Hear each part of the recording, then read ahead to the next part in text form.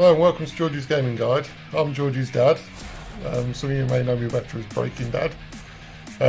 So today, to celebrate the start of the 2022 Formula 1 season, we're going to be building the Lego Technic McLaren Formula 1 car, which looks absolutely amazing. It's a really nice set, this. It's the set number's 42141. It's got 1,432 pieces, and it's made for adults. Although I say it's really anyone can make it, but yes, it's one of the sets they aim at adults.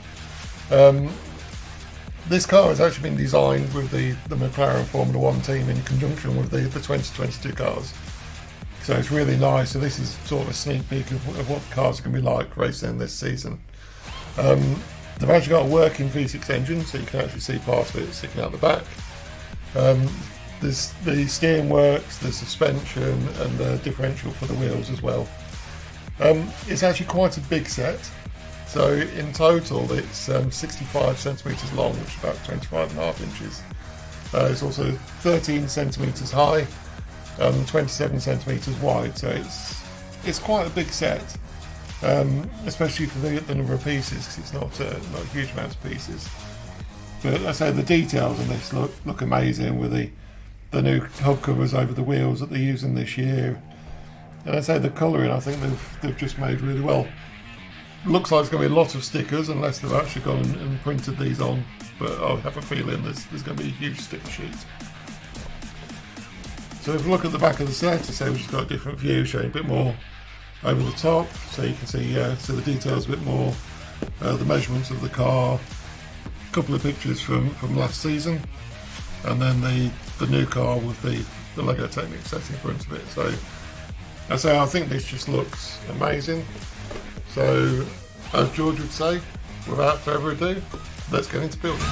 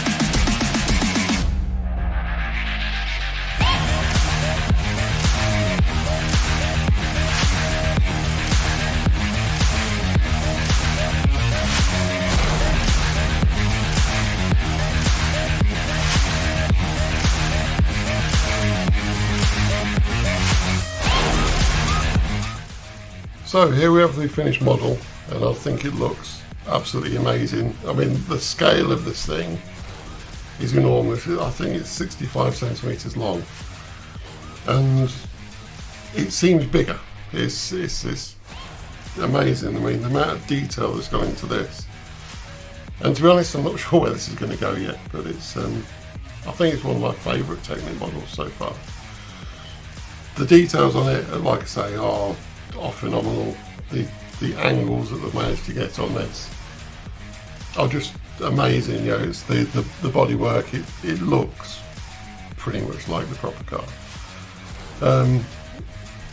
In terms of the build, I think it was about 3.5 hours to build it. So it wasn't too bad. A lot of Technic, lots of the black pins especially, for putting everything together.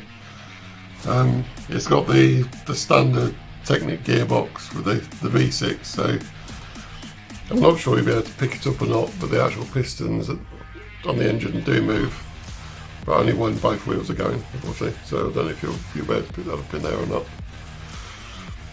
So that's quite nice that they've incorporated that. As I say, the steering works. It's only a half turn each way. It doesn't like to steer if it's actually down on the table. I think the steering's not really good enough for that, but as I say, it does what it's supposed to, which is the main thing. The interior details are quite nice. As I say, there's a couple of stickers on the steering wheel. I'll perhaps try and do a picture of that afterwards so you can see some of the details. Talking about the stickers, there was a lot. Overall, because a lot of the stickers are duplicated, and you've got 4 stickers for the wheels. There are 66 stickers in this set, which is a crazy amount, to be honest. I know there's a couple of sets with more in. I believe one of the new motorbikes has got over 70. But it's a lot, and I spent quite a bit of time trying to do the stickers because I wanted, where you've got the stickers on both sides of the vehicle, I tried to make sure they're in exactly the same place. So I did take a bit of extra time doing it. I feel like there should have been printed parts in this, you know, especially it's not a cheap set. I know they've probably got a lot of licensing that goes with this, but yeah, there should have been printed. But even if it's things like the wheel rims, because circular stickers are my nemesis when it comes to Lego. I hate doing circular stickers. These weren't too bad because you had the central hub, so rather than trying to line it up with the outside, it was possible to just drop them on. But again, I don't really like doing them. The rest of the stickers were okay. As I say, it's just the sheer volume of them. Looking at some of the details on this, I say the suspension, I think on this is brilliant, because I mean, I've got the Cyan and the Chiron and the Land Rover, and there's quite a lot of movement in the suspension. They've tried to make this so it is literally a lot more like the Formula 1 car, so there's very minimal movement. And you can't really see it, but the actual springs run along the nose, so to make sure that they're hidden as well. So there's quite an ingenious system where, as the wheel goes in, it actually compresses the springs to give it that stiffness, and also to make sure that the wheels don't drop too much when you lift the car. So very, very clever design. And it's the same with the back one, so the springs actually run from the back wheels forwards. And again, it just makes it so that the suspension works more as you'd expect it to work on a Formula 1 car.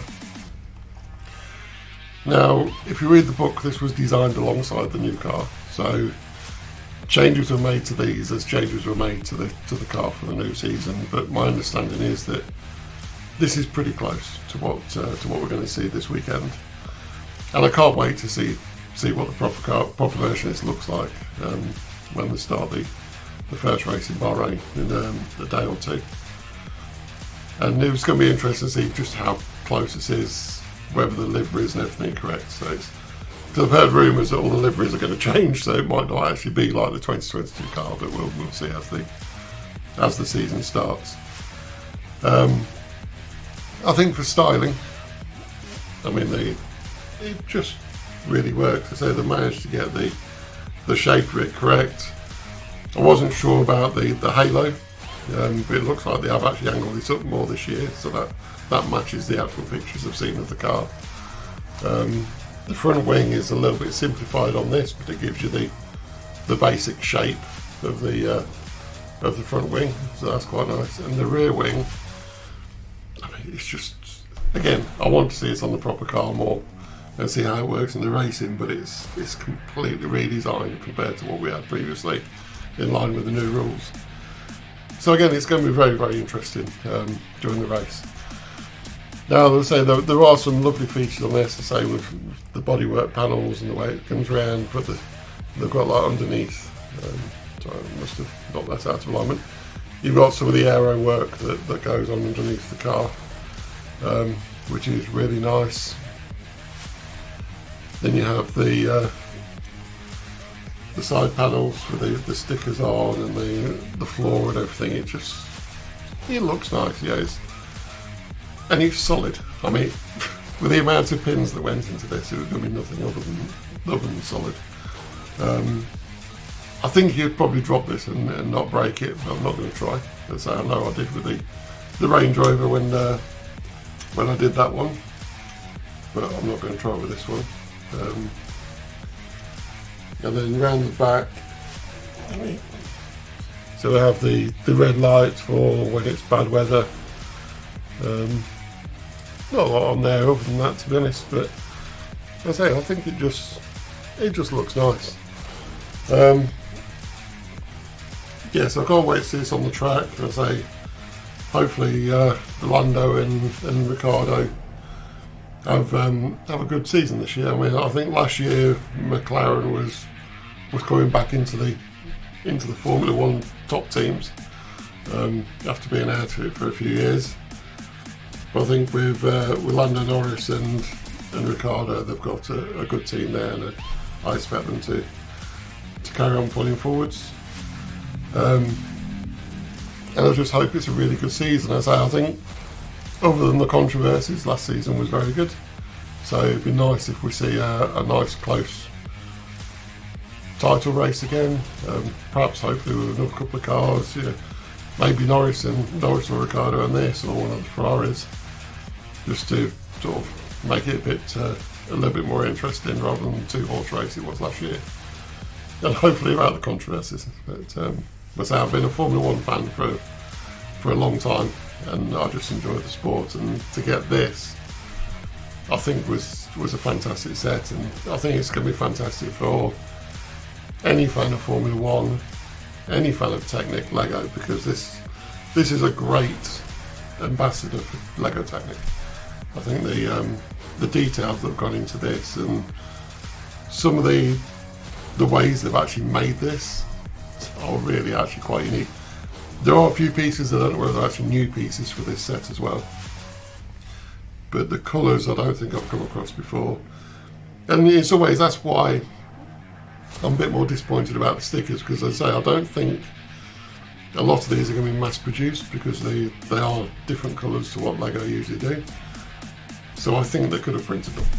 You know, it's but it is what it is. Yeah, it's at the end of the day, it's a great looking set, really good to build, and I just need to find somewhere to put it now. So I'd love to know what you think about this. If there's any other details you'd like to know about it, say drop it in the comments, and I'll try and answer any questions that you'd like to. But at the end of the day, yeah, a little bit expensive, but it's a great set, so definitely recommend it if you have the opportunity to get it. I say enjoy the Formula One season, enjoy the Lego. I say please subscribe to George's channel if you haven't already, and hopefully we'll see you again soon. Thanks very much. I really hope you enjoyed this video, so don't forget to subscribe to George's channel, like the video and leave a comment. Check out George's video for his review of this set, which is out now, and don't forget to check out on Sunday for the new LEGO Star Wars Dark Trooper helmet.